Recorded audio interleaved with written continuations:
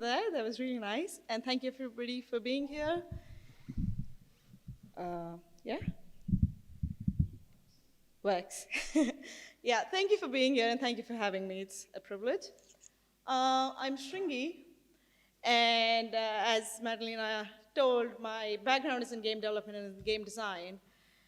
And over the periods working in different sized companies, I had started to collect a lot of questions about why things work and when do they stop working. So when I was starting design, there was a lot of, oh yeah, if we do this, players are going to see it like this, and this is how it's going to play out.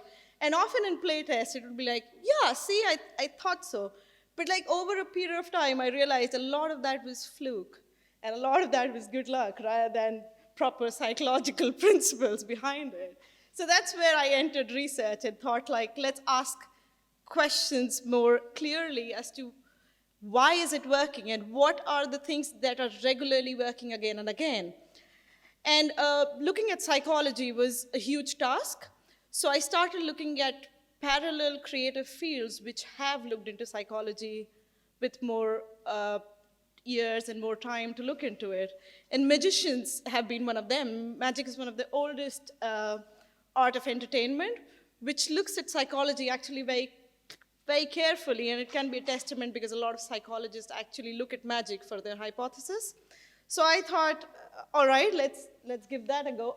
So why specifically magic, and what in magic, right? So there's a lot of visual illusions that magicians do, which is like the ghost illusion and illusions where the trickery of mirrors and trickery of light and shadows makes things appear. So that's one kind of magic that we can look in games, especially in creating the game world. But the kind of magic I was interested in is more like the logical illusions and the illusion of choice. So the inspiration behind this is that when we're making a game, we have like a constraint of the script. So it's not a world where anything is possible. While the player is in it, we want it to be as if anything is possible. And it's quite similar to magic tricks, where the trick is entirely scripted, but a magician would go like, hey, pick a card, any card. And it's not any card that you can pick. And if it is any card, it's still the rest will follow the script. So the illusion is being created as if this world has a lot of possibilities. And while you're in the magic trick or while you're in the game, you want to believe that that is the absolute truth. So let's just look at one of the tricks.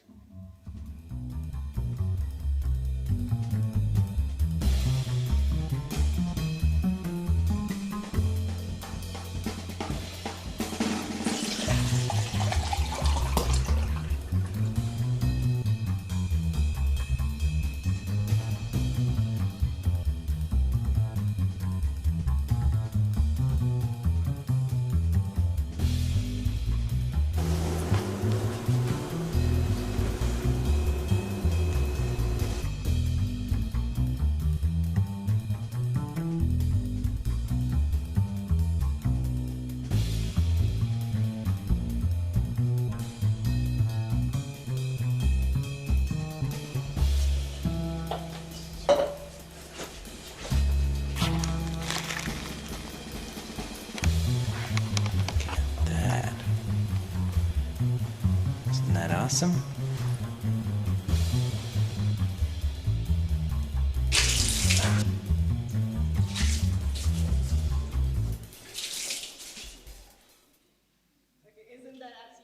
Isn't that absolutely brilliant? Does any of you know how that's done? Except you, Mariana. Any ideas? Any guesses? None? Anyone? None?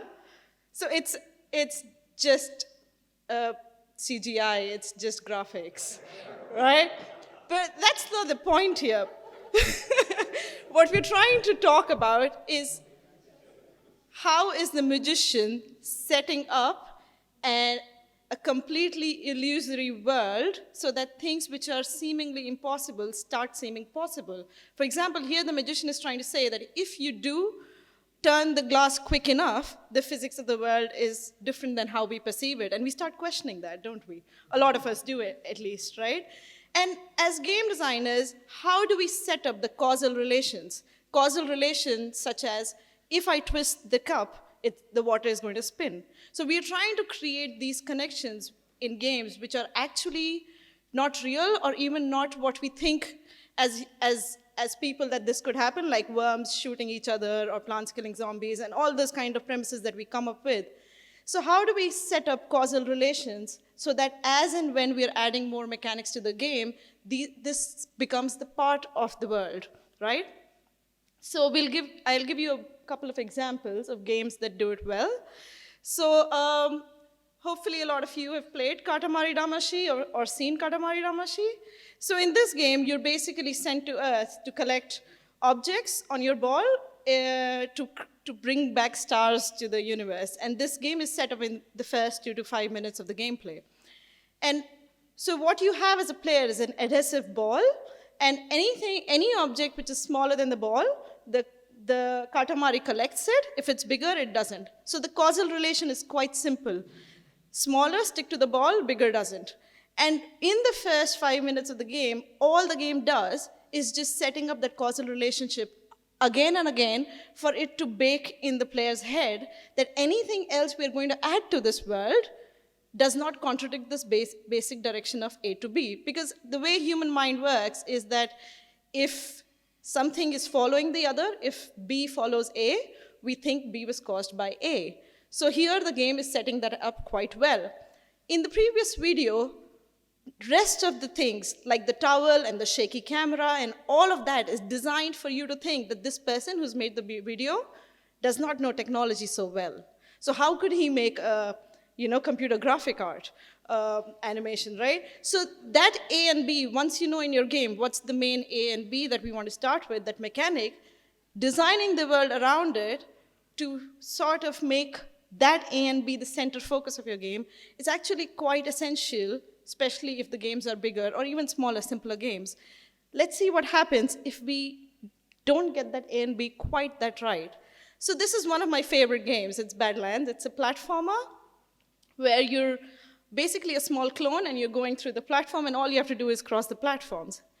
But when I started playing the game, all I knew is that the clone or the little bug should not touch the gears, right? And that's the relationship that this cannot happen. But he was dying even if something else was happening. So I didn't know whether the bug is dying because it's colliding with the gear or the walls. So we've had 2 Bs now.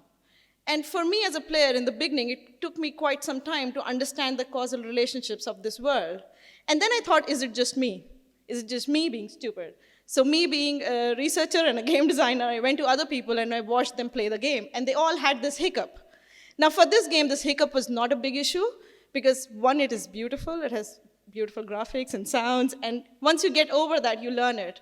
But for a lot of games, especially simpler games that we're making where maybe we don't have such beautiful graphics and such clean execution of physics, these small relationships, these small issues start breaking the game quite early, especially if you're going to stack a mechanic over mechanic, especially when you're going to make that web of mechanics.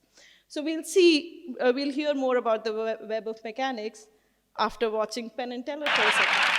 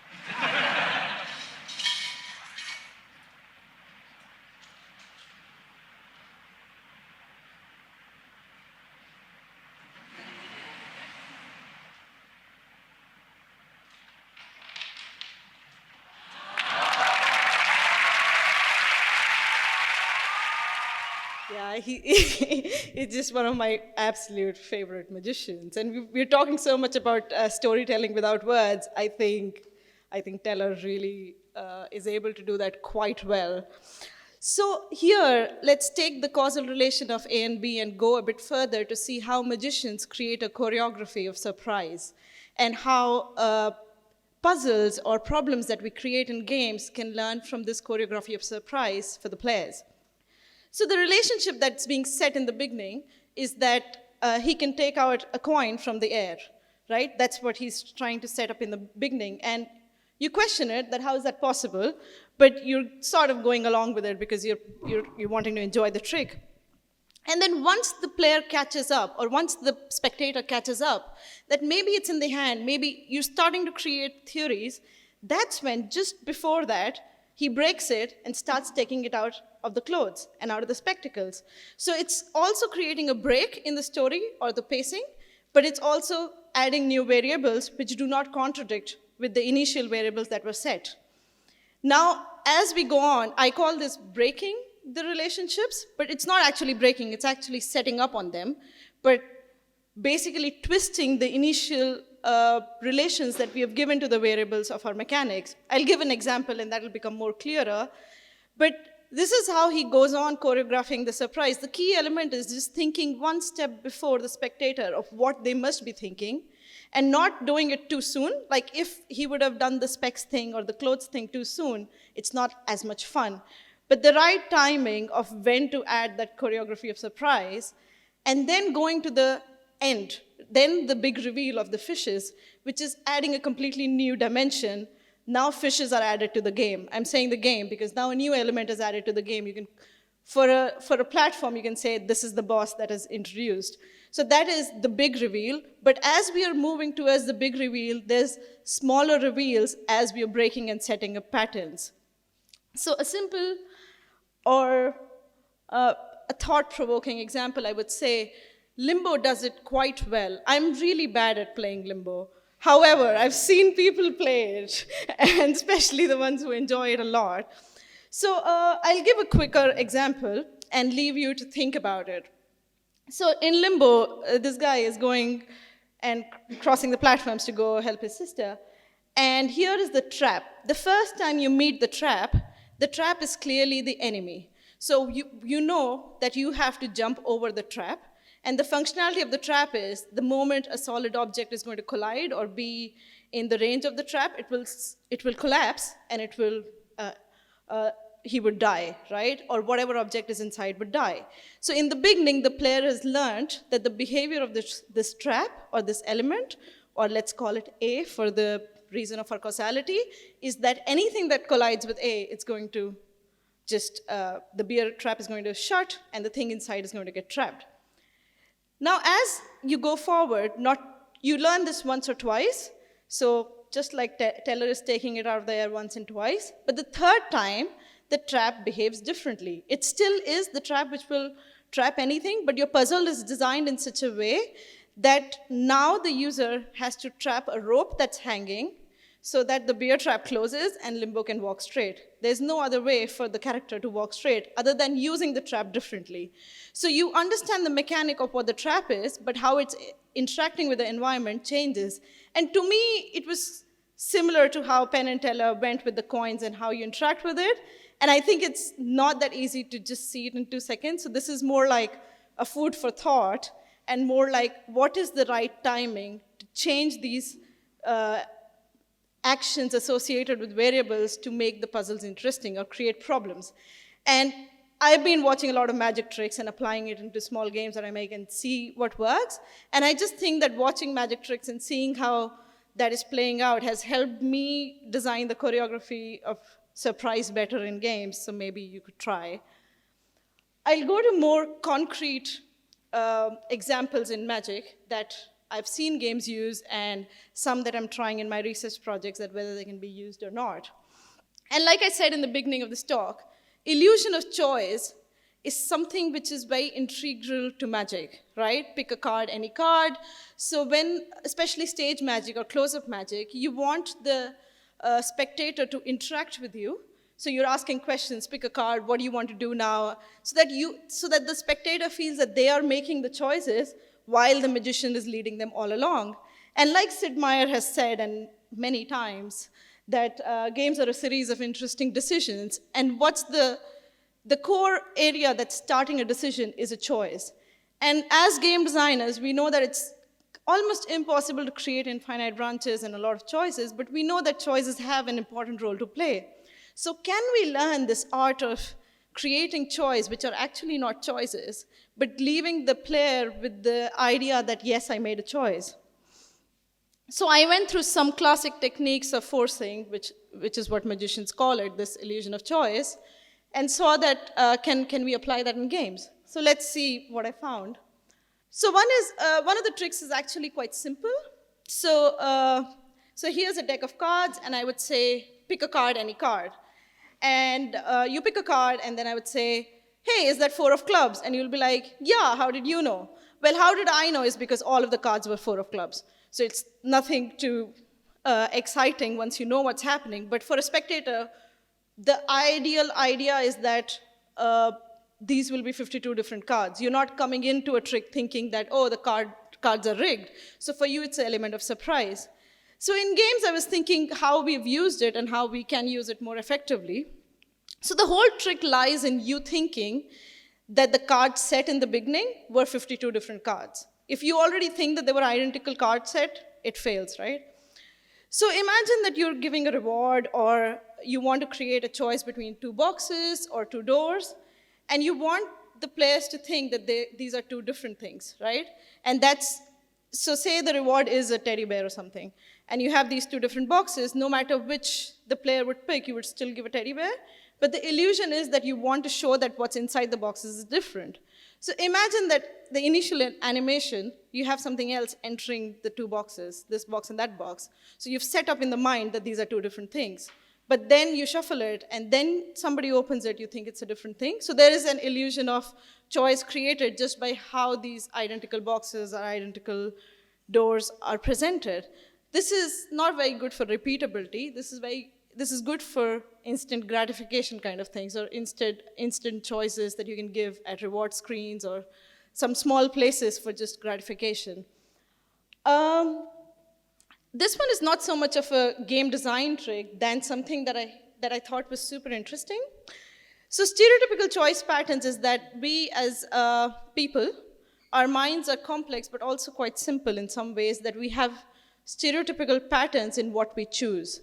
So for example, if 4 choices are given, say it's 4 cards, and it's laid on the table, and people are asked to pick a card, around 65% or more, especially right-handed people, pick the 3rd from the left card. So there's a stereotypical choice of which one you would pick. So imagine in games, we're working so hard in creating the branches, and then you just have your choices, and say 60 to 65% of your players are taking that choice, then you're basically sort of not utilizing the human capacity of our stereotypical patterns. Another stereotypical pattern is that in a room which is not talking about magic like I am, and if you say, think of a card, a lot of people pick the ace of hearts or a queen of hearts. It's a pattern that we have as human beings. These are the cards that we pick. And I think it was Pokemon Go or a similar game, sorry, I forget it, in which it had this problem. You have to pick 2 teams, and they found in their playtest that a lot of people were picking the team which looked a certain way, and that was just an output of a stereotypical pattern that we have, rather than any flaw of the game of its own. So I would invite you to read about these stereotypical patterns, and as game designers, either exploit them or just be aware of them, that this is happening and a lot of hard work is being wasted. Another example is that if it's a dinner table, no matter what your food preferences are, except hard allergies and religious reasons, the way the food is kept, the arrangement has a huge amount of influence on what you actually pick. So if you look at game UIs, for example, and we as designers, we know which path or which characters we want people to choose. If we are laying the table in the wrong way, we are actually telling our players not to choose the things that we've designed them to choose. So think about that. Or read about that. I think thinking is not enough. I had to read a lot. This one is one of my favorite ones. So in a riffle effect, or in visual saliency is, I think Darren Brown says that he does that a lot. I'm not sure if he does. So in visual saliency, you basically show a deck of cards, and you riffle it, and you go like pick a card, any card. And what is happening is one of the cards you're holding for a few seconds more than the other cards, and 98% of people actually pick that card. So you're primed to pick the card that you saw for seconds more. So there is a very heavy visual saliency towards what we are picking. Now, I mean, we are using it in games, but I don't think we are knowingly using it as much. So one simple example would be in a gacha game or in a game where you have a lot of UI elements. What if we make one of the elements visually more salient, like just slightly bigger? Because in the riffle force, the important thing is not how long, it's not that you have to hold it for very long. If you hold it for very long, then the spectator becomes suspicious. So you have to hold it for just long enough to prime that you feel clever enough that you've picked that. So I have been experimenting on things like this, that can we create visual saliency in UI elements? Or in fact, imagine a racing car game, and you have like, or any game with a forest or discovery element, if you have different paths in it. And in game designers have used lighting to make one path more salient than the others, but that could already be too obvious. Imagine adding other visual elements like billboards or something to create one path that you as the designer want, at least in the first play for the players to take, more salient than the others. There are a lot of examples that I can give, but shortage of time. So one of the things that magicians do is like, if they look at a coin, you look at the coin, or if I look at the slide, you look at the slide, and if I look at you, you look at me, that sort of thing. And NPCs can quite as well do that, because they have eyes, and they can direct your attention based on where they're looking. So these are like visual elements that can allow you to pop your game, especially for the first sessions of the game or the first play of the game, and think about it, how you can use it. This is the one that I've been using, and this is the one that I've been doing my experiments on. How much time do I have? I have some time. Okay, 5 minutes. So equivocation, or magician's choice, is basically, here the choice is free. If a magician is saying pick a card, any card, in equivocation, you generally have a free choice that you can pick any card. But what the magician does is dynamically changes what the card means so as to continue with their script. So as an example, you have a pie, cappuccino, and a cake, right? And the phrasing is important. The magician wouldn't say pick one. The magician in this case would say touch one of these. And they won't say why. It's just touch one of these. And say you touch the cappuccino. Now you don't know what did you touch it for, right? So they take it back. So in their head, okay, let me start from 2 seconds back. So say the magicians want you to pick the pie in this case, right? And now they say touch one, anyone. So you touch the cappuccino, they take the cappuccino back. And then what you're left with is the cake and the pie. And they say touch one, and say you touch the pie, then they show the pie. Are you following me? So it's basically dynamically changing the choice that you're making, but the art is in the phrasing. The moment you say pick one in the beginning, so had I said pick one and you had picked the cappuccino, if I pull it back, it's just, you're like, why are you pulling it back? So the way magicians have been working this on a lot, actually, based on my reading, on how to get to the perfect phrasing so that you're setting up the script to follow what the magician wants you to go on. I don't know if any of you have seen cups and balls tricks. I don't have it here. It's basically completely scripted, and then you go like, oh, where do you want the ball to be? And then, the person in front of you is making all the choices. It seems like the spectator or the player is having a huge amount of control, but it's all scripted. And the art of it is in the phrasing and in the dynamic control of what the output is. So here is a small game that I created and have been testing. So it's just a narrative, simple adventure game, especially a snippet of it. So what's happening is you're in Osaka, and you're with a friend, and this friend of yours has ditched you. Now you're in the city all on your own, and you're in a hotel room. And she comes to visit you, but you're kind of annoyed with her, and she's not being straight with you. And you know that something is happening because there are noises coming from outside the window and outside the door. And these are in languages you don't understand. So you're like, what do we do now? And she's like, gosh, we need to hurry. And then she cuts you off and says, which way? And then you have the front door or fire escape. So according to the game, the way I've designed it, no matter what you choose, you will go through the door and she'll go through the fire escape. But in the phrasing of it, I've been testing that do players feel equal amount of impact? Like, say they chose front door, but they're going through the fire escape, and do they feel the same amount of decision uncertainty and choice that they would feel if the choice were real? I mean, I have the results, not here, but I have the results with me, and the answer is yes. So what that's telling us is that we can create different phrasing of which way, pick a way, and work with it to create this dynamic scripting of what we're doing. Yeah, I think I cut that over there, and please talk to me more if you want to know about other tricks that I have used or I have been testing and whether they work and they don't.